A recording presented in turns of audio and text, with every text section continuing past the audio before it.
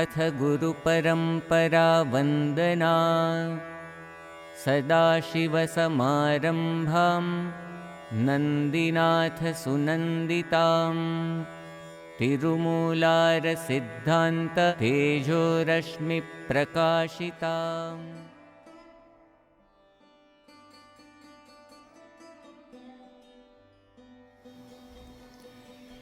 It may surprise some readers to learn that professors in today's universities are increasingly claiming that humanity has outgrown religion, dismissing it as a primitive system of thought.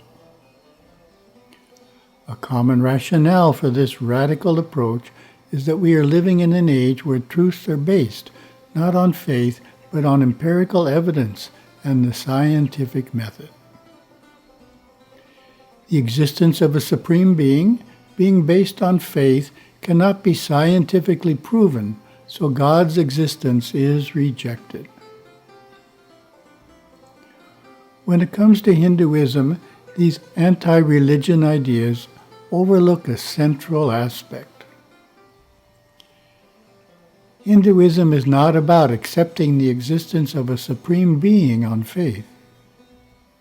Rather, it centers on the personal experience of divinity in the present moment. Sadly, the modern world often overlooks Hinduism's focus on personal experience of God, leading some to erroneously group it with religions they regard as no longer relevant. To bridge this gap, we can initiate a dialogue using a modern approach that is independent of traditional religious frameworks. Our first approach involves the concept of transcendence in Hinduism, which can be understood as a direct spiritual encounter. Generative AI tells us that transcendence involves a state of being or awareness that goes beyond the usual and mundane aspects of life,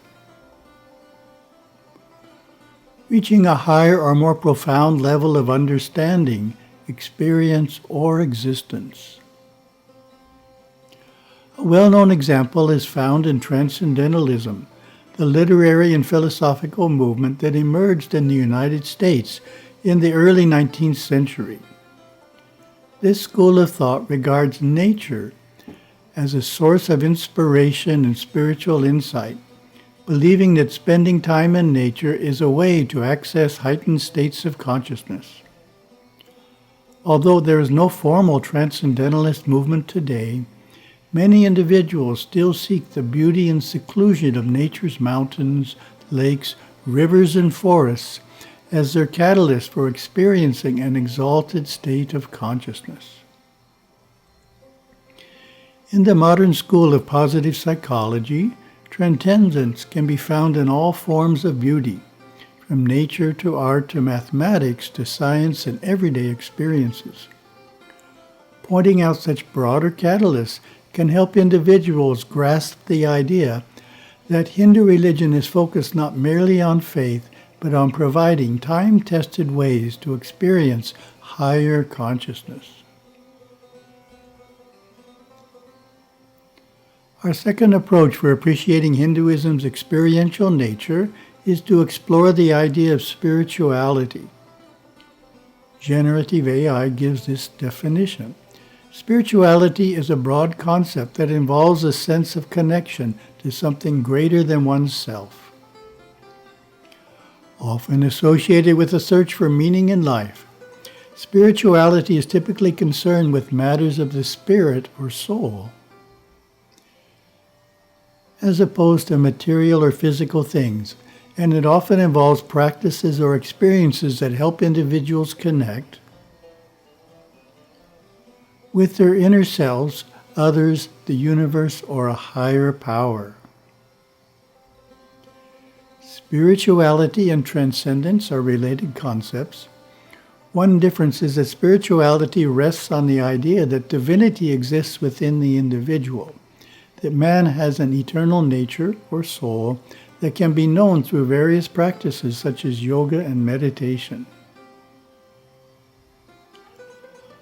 Among those with a solid grasp of spirituality, it's easy to convey that Hinduism centers on the personal quest for divinity, supported by well-defined disciplines that guide this journey.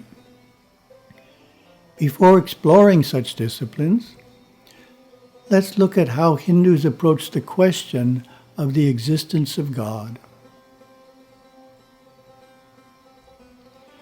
The superconscious insights of the rishis of a few thousand years ago are documented in the sacred Upanishadic scriptures.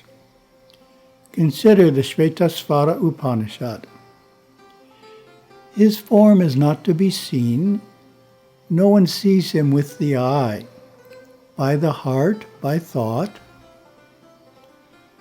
by the mind one sees him. Those who know this become immortal.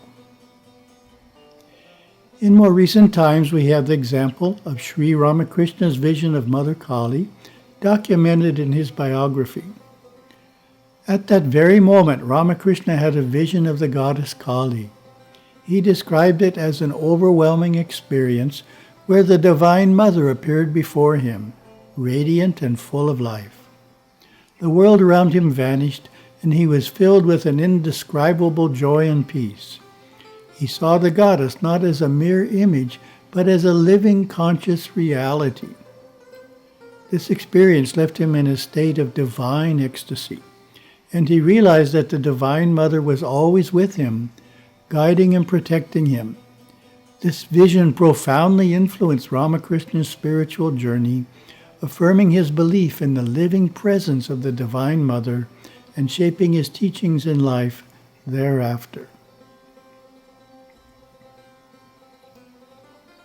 Sometimes I am asked, how do we know that God exists? Perhaps not surprisingly, it is usually a child about 10 to 12 years old asking this question. The answer I give is that we can know that God exists by reading the experiences of saints, such as Sri Ramakrishna. I assure them that we too will have such profound experiences in this or a future life. Hinduism provides two primary approaches to experiencing divinity: temple worship and meditation.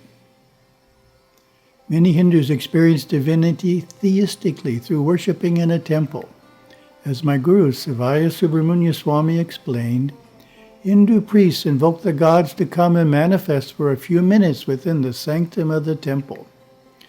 The deities do come in their subtle bodies of light. They hover in and above the stone image and bless the people. If you are psychic and your third eye is open, you can see the God there and have his personal darshana.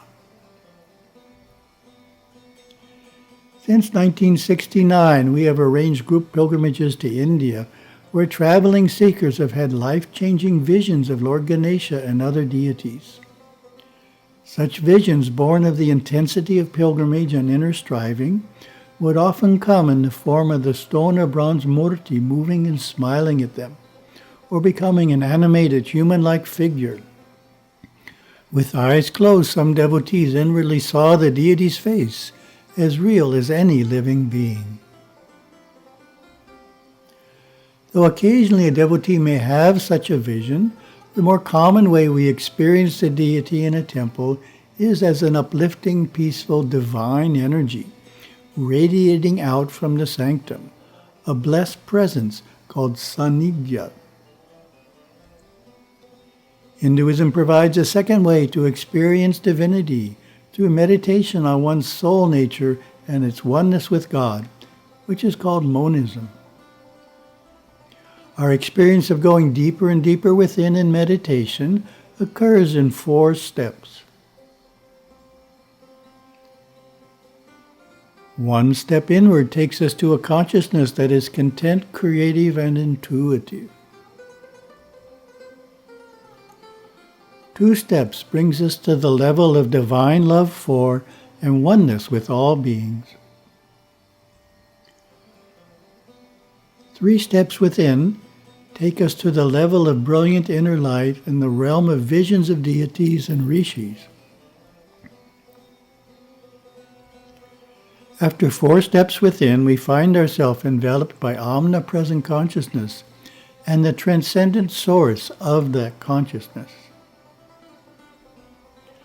A Sanskrit term commonly used for omnipresence is Satchit Ananda. Our Himalayan Academy lexicon gives this definition. Satchit Ananda, existence, consciousness, bliss, a synonym for Parashakti, Lord Shiva's divine mind, and simultaneously the pure superconscious mind of each individual soul. Satchidananda is perfect love and omniscient, omnipotent consciousness, the fountainhead of all existence, yet containing and permeating all existence. Also called pure consciousness, pure form, substratum of existence, and more. One of the goals of the meditator or yogi is to experience the natural state of the mind, Satchidananda, holding back the vrittis through yogic practices. Paramaguru Yogaswami had a terse way of stating this. Satchit Ananda.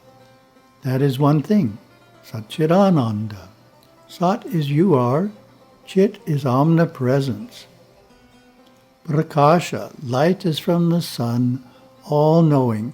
Ananda is bliss. They are 3, but they are one. That is your nature. Hinduism does not ask followers to accept God's existence merely on faith, to believe this or that. Rather, it boldly states that you can actually experience God and in that way prove God's existence to yourself. 2 methods, and there are more, for knowing God are temple worship, where we can sense and even inwardly see God's personal form, and meditation, where we can experience God as impersonal, omnipresent consciousness and its transcendent source. All of this is our answer to the question of Hinduism's relevance. It will always have a vital role to play in providing seekers with time-proven methods for knowing God, which is, after all, the most compelling assurance of God's existence there is.